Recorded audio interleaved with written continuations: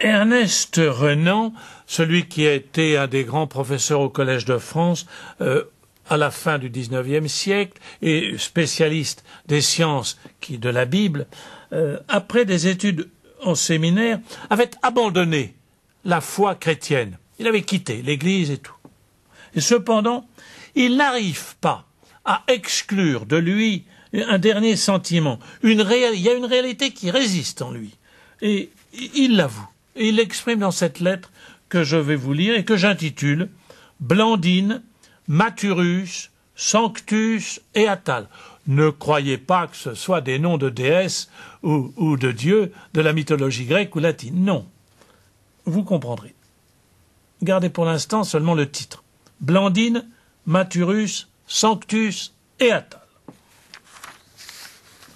Et voici donc ce qu'écrit Ernest Renan. Jamais on a tracé un plus frappant tableau du degré d'enthousiasme et de dévouement où peut arriver la nature humaine. Il s'agit de la relation des martyrs de Lyon qui eurent lieu en 177, très tôt, sous l'empereur Marc Aurèle, qui comprenait pour un sage. Nous en avons célébré le centenaire, d'ailleurs, il n'y a pas très longtemps, et le pape Jean-Paul II est allé à Lyon pour cela, pour le centenaire de ces martyrs, célébrer la messe là où ils avaient été martyrisés. Donc, Renan continue.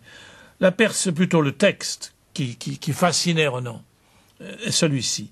La persécution ou pour prélude une terrible explosion de fanatisme, un déchaînement de calomnies et de violences populaires dont on ignore la cause ou le prétexte. Peut-être, on a dit après coup que c'était pour des motifs économiques, alors que le proconsul de Lyon s'était débrouillé pour faire retomber ça sur les chrétiens et s'excuser alors que c'était de sa faute. Le gouverneur de la province, le légat romain responsable du Lyonnais, était absent au début. Les autorités locales crurent devoir intervenir pour établir l'ordre en face des émeutes. Naturellement, on s'en prit aux chrétiens.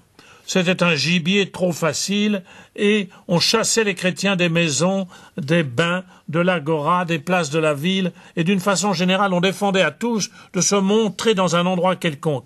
Mais les frères, les chrétiens, s'inquiétèrent peu de toutes ces épreuves dans leur hâte de rejoindre le Christ.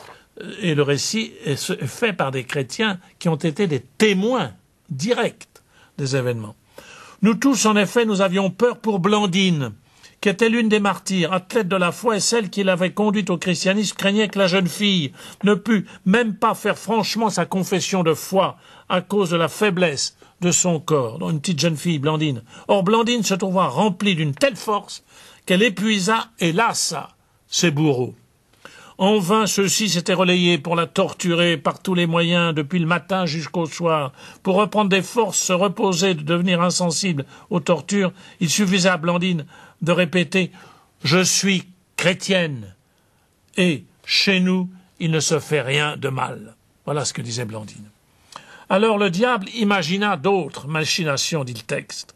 L'entassement des accusés dans la prison, dans les ténèbres d'un cachot malsain, l'écartement des pieds dans les ceps de bois jusqu'au 5e trou, toutes les cruautés que les geôliers en colère ont coutume de faire subir aux prisonniers.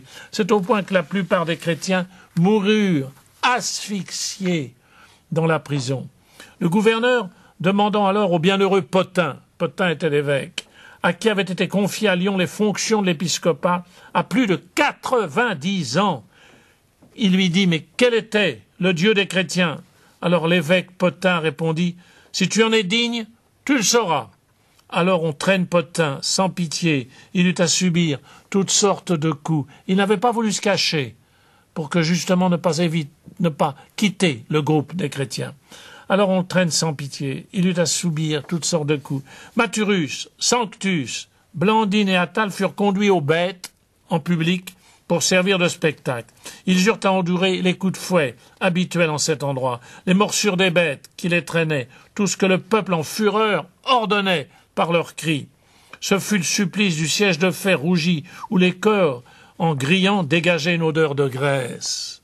Ça n'était pas encore assez, on ne put rien tirer de Sanctus, sauf les mots qu'il répétait depuis le début de sa confession « Je suis chrétien ».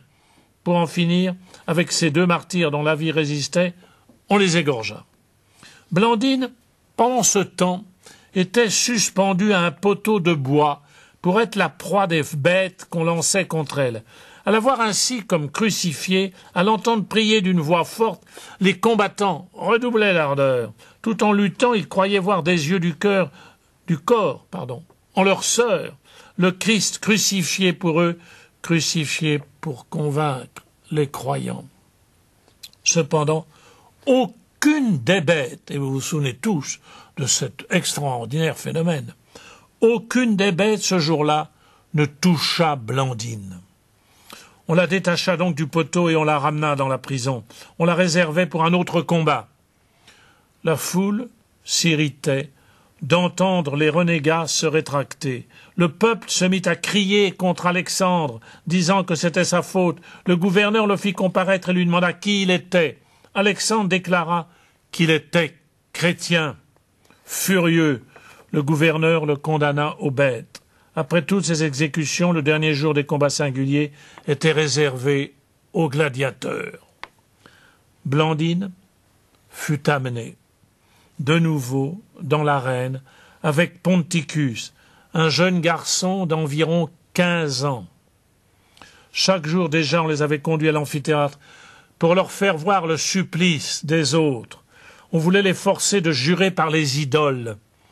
Comme ils restaient fermes, la foule se déchaîna contre eux. On les fit passer par tout le cycle des supplices. On voulait toujours les contraindre à jurer, mais on n'y réussit pas. Ponticus était soutenu par les exhortations de sa sœur. La bienheureuse Blandine restait la dernière de tous. Pressée de les rejoindre, tout à la joie et à l'allégresse du prochain départ, voici l'un des moments les plus bouleversants de tous les actes des premiers martyrs. Blandine resta la dernière de toutes.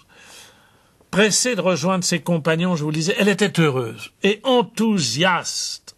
Et le texte dit « comme une invitée qui se rend à un festin de noces, après les fouets, après les fauves, après la chaise de feu, on l'enferma dans un filet pour la livrer à un taureau. » Les témoins directs ajoutent, à plusieurs reprises, elle fut lancée en l'air par l'animal, mais tout entière à son espérance, à sa foi.